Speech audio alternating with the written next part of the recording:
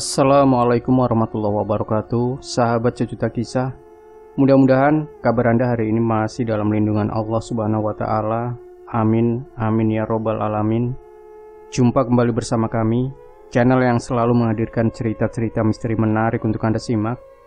Seperti kisah berikut ini yang sudah kami siapkan untuk Anda, yaitu kelanjutan dari sebuah kisah misteri yang berjudul Teror di Rumah Mewah Part 2. Aku tak mau membuang waktu, segera saja kuladeni dengan ilmu pemusnah yang sudah kupersiapkan sejak tadi. Sekali hantam, jin perempuan itu meraung keras, dan dihantam yang kedua, jin itu kesakitan, lalu pergi meninggalkan tubuh Erlin yang langsung ambruk ke lantai. Dengan cepat kutangkap tubuh Erlin, tapi mendadak pintu kamar terbuka. "Heh, ngapain kamu? Cari-cari kesempatan ya?" Muncul Stephen di depan pintu, langsung masuk dan mendorongku yang sedang memeluk Erlin yang terkulai lemas. Diperlakukan seperti itu, emosiku langsung naik. 2 buah titik hitam di bawah pusarku mendadak terasa panas. Astagfirullah, sabar. Ucapku coba meredam emosi, begitu merasakan hawa panas menjalar ke sekujur tubuh dan mulai tumbuh sisik emas di lenganku. Stephen langsung mengangkat Erlin ke tempat tidur. Aku sedikit lega karena dia tak melihat perubahan yang sempat terjadi pada diriku. "Erlin, ya ampun." Muncul Pak Hermawan langsung mendekati Erlin yang tak sadarkan diri. "Itu Om, tadi saya lihat dia peluk-peluk Erlin," teriak Stephen sambil menunjuk-nunjuk ke arahku. Tampol, jangan. Batinku menimbang-nimbang sambil menatap kesal ke arah Stephen. "Papi." Terdengar suara Erlin memanggil pelan, rupanya dia sudah siuman. "Kamu gak apa-apa, Lin?" tanya Stephen coba cari muka. Erlin tak menjawab, dia langsung heran melihat aku ada di situ. "Yuda, kok kamu bisa ada di sini?" "Tadi papi yang telepon minta dia kemari. Kamu tadi kesurupan. Untung Yuda cepat datang," jelas Pak Hermawan. Lalu tiba-tiba duar, terdengar suara ledakan dari luar rumah. Kami semua langsung kaget. "Tunggu di sini, jangan ada yang keluar," pintaku kepada Pak Hermawan. Aku bergegas keluar kamar, tapi Stephen mengikutiku dari belakang. "Kamu mau ngapain?" tanyaku kesal. "Aku mau mengawasi kamu," jawabnya dengan nada sinis. Aku tak menghiraukannya, lalu segera turun ke bawah untuk memeriksa. Brrr. Terdengar suara pintu digedor keras. Aku langsung menuju ke sana. Ketika sampai di depan pintu, aku mendengar suara-suara gaduh berasal dari halaman depan. Aku tak mau gegabah. Coba ku intip dari jendela dan langsung terkejut. Astaga. Kulihat di luar sana banyak sekali makhluk halus dengan berbagai macam bentuk dan rupa berjejal memenuhi area halaman depan rumah. "Kenapa? Kamu lihat apa?" tanya Stephen makin membuatku kesal. "Stephen, tolong bawa Ibu Susan ke kamar Erlin agar seluruh keluarga Pak Hermawan berkumpul jadi satu. Jangan sampai terpisah, bahaya," pintaku dengan nada sesopan mungkin. Wajahnya nampak tak suka ku perintah seperti itu, tapi akhirnya dia pergi menjemput Bu Susan dan langsung membawanya ke kamar Erlin. Brrr. Suara gedoran pintu makin keras. Para makhluk itu berusaha menembus pagar gaib yang tadi aku pasang. Aku segera mempersiapkan diri, tapi belum apa-apa, Stephen sudah kembali muncul di belakangku. "Mau apa lagi sih? Kamu jaga keluarga Pak Hermawan saja," ucapku makin kesal. "Ngapain kamu ngatur-ngatur?" jawabnya ketus. Aku cuma bisa geleng-geleng kepala, lalu timbul niat usilku untuk memberinya pelajaran. Kamu mau saya transfer ilmu nggak? Biar kamu bisa ikut bantu mengusir makhluk halus. Wih, nanti Erlin pasti kagum sama kamu. Aku coba menawarkan. Wah, emang bisa? Tanya Stephen sepertinya tertarik. Oh bisa, bisa banget. Jawabku sambil menahan geli. Ya sudah, bolehlah. Ucapnya antusias. Kemudian aku minta dia memejamkan mata, lalu kuusap kedua matanya sambil komat kamit. Wajahnya nampak serius. Nah, sekarang buka matamu. Aku sudah transfer ilmu yang paling top. Ucapku sambil senyum-senyum sendiri. Stephen membuka matanya, lalu tersenyum sumringah. Iya, rasanya beda. Ucapnya sambil petentengan merasa seolah dia kini seorang dukun sakti. Sekarang coba kamu lihat keluar sana, pintaku pada Stephen. Dia langsung mengintip dari jendela, lalu spontan terpekik. Astaga, itu apa? Teriaknya lalu cepat mundur ke belakang dengan wajah ketakutan. Aku setengah mati menahan tawa. Tanpa disadarinya aku telah membuka indera keenamnya. Kini dia dapat melihat apa yang aku lihat, dan itu langsung membuat wajahnya pucat seputih kapas. Stephen makin ketakutan saat melihatku akan membuka pintu. Jangan dibuka, gila kamu. Kamu apakan saya tadi? Ucapnya panik. Sudah, kamu diam saja di situ. Jawabku lalu membuka pintu dan berdiri di depannya. Stephen langsung panik melompat ketakutan, sembunyi di balik sofa. Saat pintu terbuka, sekumpulan makhluk langsung menyerbu, tapi segera kuhalau dengan ilmu pukulan pemusnah. Seluruh makhluk itu langsung terpental, tapi yang lainnya segera merangsek. Sebentar saja aku sudah sibuk meladeni keroyokan makhluk-makhluk itu. Tanganku menghantam ke sana kemari, tapi aku makin kewalahan menghadang serbuan mereka yang menyerang secara bersamaan. Aku mulai terdesak mundur, semua makhluk itu makin beringas. Aku khawatir kalau sampai mereka masuk, jiwa keluarga Pak Hermawan bisa terancam. Cuma ada satu jalan agar aku bisa menyelesaikan semua ini dengan cepat. Tapi situasi tak memungkinkan karena kulihat Stephen mengintip dari balik sofa. Aduh, bagaimana ini? Bisa gawat kalau dia melihatku berubah wujud. Batinku menimbang-nimbang. Tapi apa boleh buat? Keselamatan keluarga Pak Hermawan jauh lebih penting. Masalah Stephen akan tahu siapa diriku sebenarnya, itu urusan belakangan. Kupejamkan mata, perlahan ada hawa panas menjalar ke seluruh tubuh. Kemudian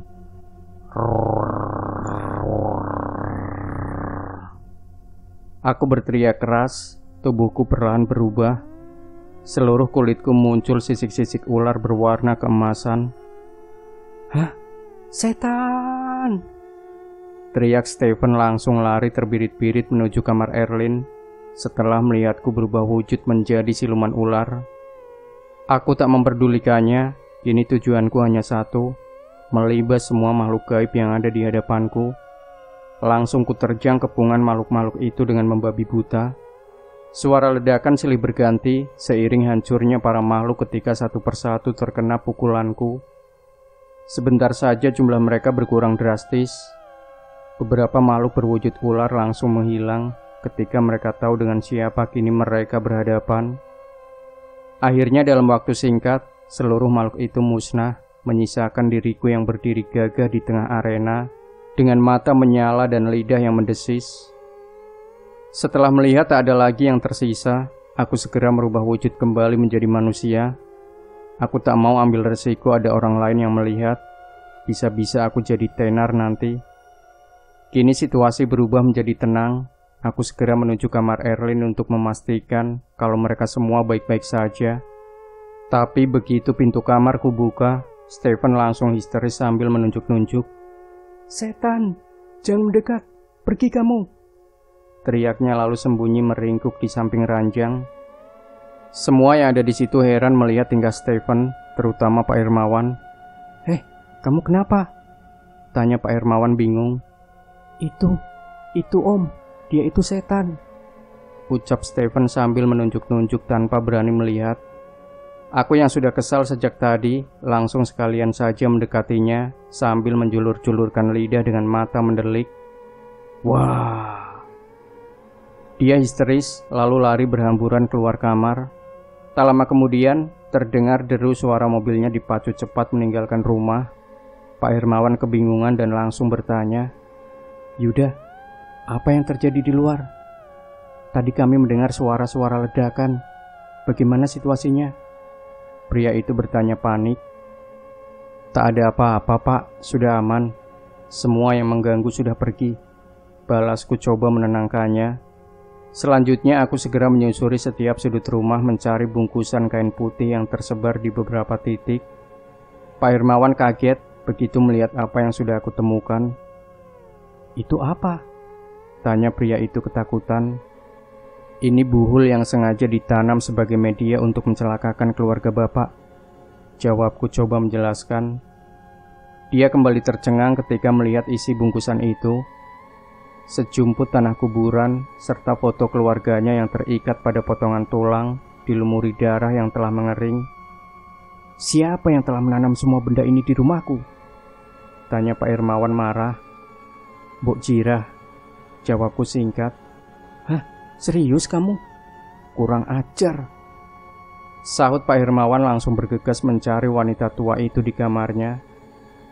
Tapi dia tak dapat menemukan wanita itu. Kamarnya telah kosong. Rupanya dia telah pergi. Wajah Pak Hermawan langsung memerah menahan emosi. Selanjutnya aku kembali menyusuri setiap sudut rumah untuk menetralisir hawa jahat dan memastikan tak ada yang tertinggal. Kini aku bisa bernapas lega. Semuanya telah berakhir. Tadinya aku mau langsung pamit pulang, tapi ditahan oleh Pak Hermawan. Aku dipaksanya menginap karena dia takut makhluk-makhluk itu akan kembali lagi, dan aku pun memenuhi permintaannya. Setelah memastikan kondisi Erlin dan Bu Susan baik-baik saja, Pak Hermawan nampak jauh lebih tenang. Jam menunjukkan pukul 2 dini hari. Kini kami sedang berbincang di ruang tamu. Pak Hermawan terlihat lelah. "Aku masih tak percaya kalau Mbok Jirah yang melakukannya," ucap Pak Hermawan sambil menggeleng-geleng. "Menurut saya, Mbok Jirah itu cuma orang suruhan, Pak," sahutku coba memberikan pendapat. "Suruhan siapa? Kamu bisa cari tahu?" tanya Pak Hermawan penasaran. "Maaf, Pak, saya tak bisa," jawabku menolak halus. Aku sebenarnya bisa saja mencari tahu, tapi aku tak ingin semua ini menjadi dendam yang berkepanjangan. Biarlah nanti sang pelaku menerima karma dari perbuatannya. Pagi harinya Erlin terlihat sudah mendingan, bahkan dia sempat membuatkanku sarapan. Aku yang tak biasa sarapan di meja makan semewah itu jadi sedikit canggung. Makan menggunakan pisau dan garpu merupakan hal baru bagiku yang biasa makan dengan tangan sambil petangkringan. Tapi ketika aku sedang kagok mengiris daging dengan pisau, tiba-tiba HP Pak Hermawan berdering. Dia nampak serius berbicara di telepon. Setelah selesai wajahnya terlihat bingung. "Kenapa, Pi?" tanya Erlin penasaran. "Om Hendrik barusan tanya, apa yang terjadi dengan Stephen.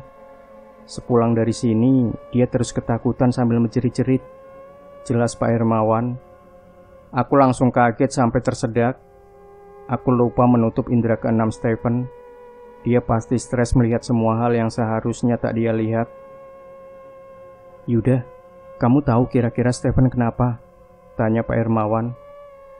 Enggak tahu, Pak, tapi nanti coba saya periksa," jawabku sekenanya. Selesai sarapan, aku pun pamit pulang. Pak Hermawan dan Erlin tak henti-hentinya mengucapkan terima kasih saat melepas kepulanganku. Seminggu kemudian, pagi-pagi sekali pintu kontrakanku diketuk orang. Yuda!" Terdengar suara wanita memanggil-manggil dari luar. Aku segera membukakan pintu dan langsung terkejut melihat Erlin berdiri di sana. Tapi lebih terkejut lagi dengan apa yang dia bawa. Satu unit sepeda motor keluaran terbaru terparkir di halaman kontrakan. "Itu motor buat kamu, hadiah dari papi," ucap Erlin dengan wajah sumringah. Ya ampun, gak perlu sampai begitu, Lin. Saya ikhlas kok menolong kalian. Jawabku coba menolak halus. Gak apa-apa. Ini belum seberapa. Papi berniat mengangkat kamu jadi supervisor di pabrik. Dia sudah bicara dengan Pak Yanto. Sambung Erlin lagi. Wah, gak usah. Saya sudah senang kok dengan posisi saya sekarang. Jawabku spontan menolak keras. Langsung terbayang respon teman-temanku di pabrik. Bisa habis aku jadi bahan ejekan dan candaan mereka nanti. Tak baik kamu menolak. Nanti papi marah loh. Ya sudah, ayo kita coba motornya. Ajak Erlin langsung menggandeng tanganku dan memintaku memboncengnya keliling-keliling naik motor baru. Di perjalanan, dia tak canggung memeluk pinggangku dari belakang, malah aku yang jadi risih. Wah, kalau begini, bisa dong nanti aku minta diantar jemput ke kampus, tanya Erlin sambil senyum-senyum. Waduh, saya kan kerja, Lin. Ya nggak bisa dong, jawabku gugup. Oh iya, tapi sekali-kali boleh kan aku minta ditemani belanja? Tanyanya lagi memaksa. Ya, lihat nanti saja. Sahutku coba meredam desakannya. Memangnya kamu gak malu? Memangnya kamu gak malu jalan sama saya? Saya kan orang kampung. Tanya aku coba mengingatkannya. Enggak tuh, aku gak pernah pilih-pilih teman. Aku suka berteman dengan siapa saja, tak peduli latar belakang mereka. Apalagi dengan orang sebaik kamu. Jawabnya sambil memeluk lebih erat. Aku makin grogi, namun berusaha tetap fokus memperhatikan jalan. Malam harinya, selesai sholat Isya, tiba-tiba saja HP-ku kembali berdering. Yuda, tolong kemari. Ada gangguan lagi. Ucap Pak Hermawan dengan nada panik di seberang sana. Aku pun bergegas naik motor baru menuju rumah Pak Hermawan.